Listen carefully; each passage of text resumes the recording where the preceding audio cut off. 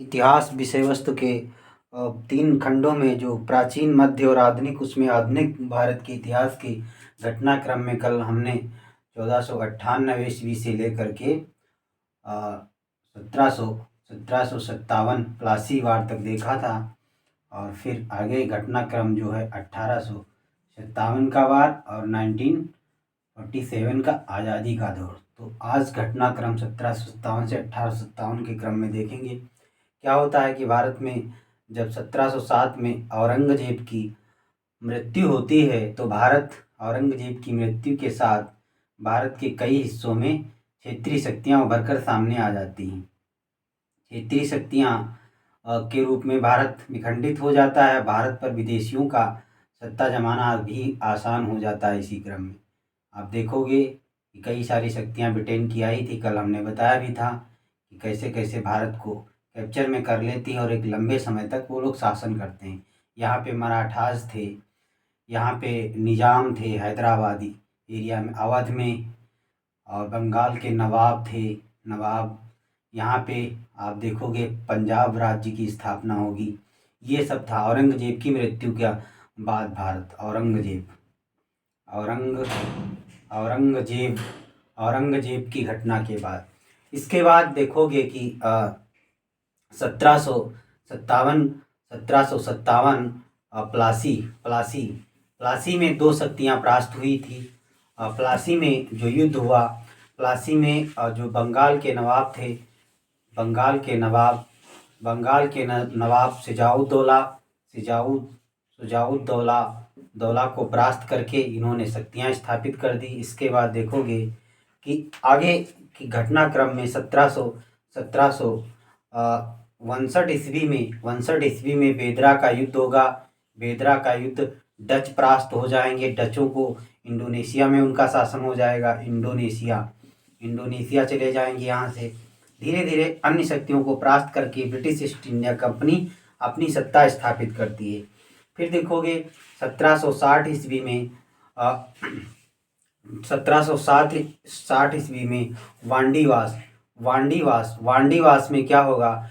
वांडीवास में ये फ्रांसीसी जो कंपनी थी, फ्रेंच इंडिया कंपनी, फ्रेंच परास्त होंगे और यहाँ पे थोड़े ही हिस्से में इनका शासन बचेगा भारत में। ब्रिटिश ईस्ट इंडिया कंपनी अपनी संपूर्ण सत्ता, फिर एक युद्ध होगा 1764 ईस्वी में जिसका नाम था बक्सर के युद्ध में भारत की एक निर्णायक दिशा मोड़ तय कर दिया। 3 शक्तियाँ परास्त हुई थी बक्सर के युद्ध में। कल भी हमने बताया था बक्सर के युद्ध में जो 3 बड़ी शक्तियों को ब्रिटिशर्स ने परास्त कर दिया था। 3 बड़ी शक्तियाँ जो भारत के एक बड़े हिस्से पर सत्ता काबिज किए थी, उनको ब्रिटिशर्स के द्वारा परास्त कर दिया जाता है और लंबे समय अवधि के लिए भारत को अपने कैप्चर में कर लिया जाता है। आप देखोगे कि या दिल्ली की सत्ता जो मुगल एम्परर थे, बंगाल के नवाब और अवध, इन तीनों को परास्त करके ब्रिटिश ईस्ट इंडिया कंपनी अपनी सत्ता काबिज कर लेती है और 1765 में इन तीनों के साथ संधियां करती है और इनके बड़े क्षेत्र को अपने कब्जे में कर लेती है। इसके बाद आगे घटनाक्रम में अगर देखोगे तो 1773 ईस्वी में भारत में रेगुलेटिंग एक्ट आएगा जो कि बंगाल का गवर्नर जनरल बन जाएगा। जो पहला व्यक्ति बनेगा वारेन हेस्टिंग होगा। फिर 1774 इसी एक्ट के माध्यम से 1774 में बंगाल में क्या होगा, आप देखोगे बड़े लेवल पे वहाँ पे प्रशासनिक सुविधा के व्यवस्था हेतु हाई कोर्ट्स की स्थापना कर दी जाएगी। फिर देखोगे एक बड़ा महत्वाकांक्षी शासक 1784 ईस्वी में पिट्स इंडिया एक्ट के तहत शक्तियाँ लेकर आएगा जो 1776 ईस्वी में परास्त हो चुका है कॉर्नवालिस। इसी दौर में आप देखोगे अमेरिका आज़ाद हो रहा है तो वहाँ पे कॉर्नवालिस परास्त होगा। यहाँ पर फिर बड़ी शक्तियों के साथ बैकफुट में आएगा। तो 1700 देखोगे आप 84 में पिट्स इंडिया यही का था जिसमें गवर्नर जनरल में बहुत सारी शक्तियाँ आ गई थी और ये भारत में आता है, कई सारे काम करता है, कुछ अच्छे कुछ खराब। और भारत में इसने 1793 में एक व्यवस्था लागू की जिसका नाम था स्थाई बंदोबस्त। टैक्सेशन प्रणाली थी, स्थायी बंदोबस्त। भारत में आपको पता है जमींदारी या रैयतवाड़ी और महलवाड़ी 3 व्यवस्थाएं कर की थी। जमींदारी कर प्रणाली, भारत की कर प्रणाली आपने पढ़ी होगी। भारत की 3 प्रणालियां थी भारत में, और नॉर्थ इंडिया में जमींदारी जमींदारी जमींदारी और आपने पढ़ा होगा महलवाड़ी। महलवाड़ी मतलब पूरा गांव, महल का मतलब गांव, महलवाड़ी गांव पूरा टैक्स एक साथ कलेक्ट करके देता था। और एक थी रैयतवाड़ी जो साउथ इंडिया में लागू थी। रैयतवाड़ी, रैयत का मतलब किसान से होता है, तो किसान कोई पर्टिकुलर अपना टैक्स स्वयं देता था। ये व्यवस्था इनकी थी।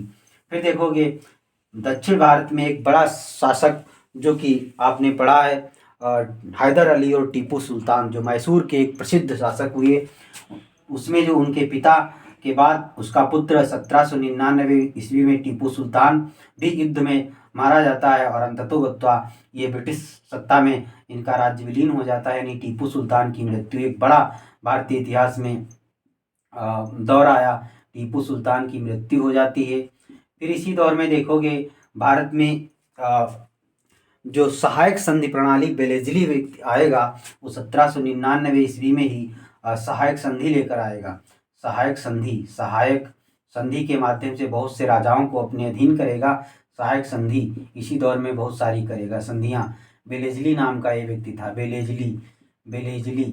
बेलेजली नाम का व्यक्ति सहायक संधियां प्रणाली के तहत भारत के बड़े हिस्से को कैप्चर करेगा।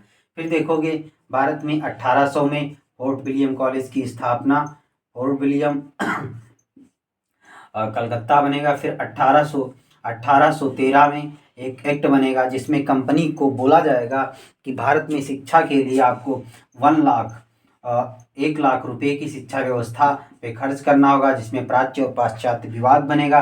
रुपया बताया नहीं जाएगा कि जो अंग्रेजी शिक्षा है उसे आगे बढ़ाया जाए या भारतीय दर्शन साहित्य को आगे बढ़ाया जाए, इसका उसमें उल्लेख नहीं होता है। इसी में चाय प्लस चीन के साथ जो ब्रिटिश ईस्ट इंडिया कंपनी थी उसका व्यापार बना रहा, बाकी सब एकाधिकार समाप्त होता है। फिर 1833 ईस्वी में एक्ट, इससे पहले आप देखोगे 1829 ईस्वी में राजा राम मोहन राय के सहयोग से सती प्रथा का अंत इन्हीं के द्वारा किया जाएगा, सती प्रथा का अंत होगा। फिर 1833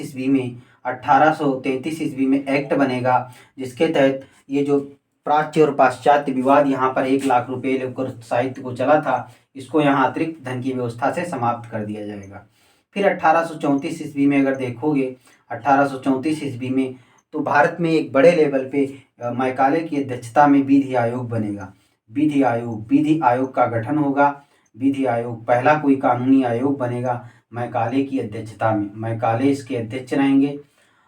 फिर आगे घटनाक्रम में अगर देखोगे तो 1852 देखोगे 52 में इनाम कमीशन का गठन होगा। टैक्स को लेकर कमीशन का गठन होगा, जिसमें जो कर रहे भूमि थी उसको जब्ती करना इनका काम था। डलहौजी आपको पता है आया था इसी दौर में।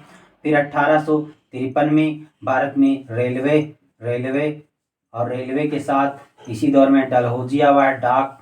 डलहौजी के द्वारा डाक, तार इत्यादि संचार व्यवस्थाएं डेवलप की जाएंगी। भारत और ब्रिटेन के मध्य भी संचार के बड़े साधन डेवलप किए जाएंगे। और इसी दौर में देखोगे 1853 ईस्वी में वुड डिस्पेच शिक्षा को लेकर बनेगा। शिक्षा का वुड डिस्पेच, जिसमें बड़े लेवल पर शिक्षा की संस्थाएं डेवलप करने की बात होगी, अधिकारों का पत्र होगा। फिर 1857 में देखोगे इन्हीं सब करतूतों को होते हुए भारत में एक बड़े लेवल पर अपने अधिकारों को लेकर क्रांति का दौर आएगा, जिसका हमने पीछे वीडियोज़ में पढ़ा। इसके कुछ कंसेप्चुअल हिस्से को अगले वीडियो में ही कंटिन्यू हम पढ़ेंगे। तो हमने आज के इस अध्ययन में 1498 की पहली घटना जो पूर्व वीडियो से, फिर 1757 से 1857 ईस्वी का ये बदलता दौर, ब्रिटिश अधीन सत्ता कैसे कैसे भारत को परिवर्तित करती है, इसकी कुछ महत्वपूर्ण घटनाएं हमने समझी जो कि संक्षिप्त विवरण के रूप में प्रस्तुत हैं।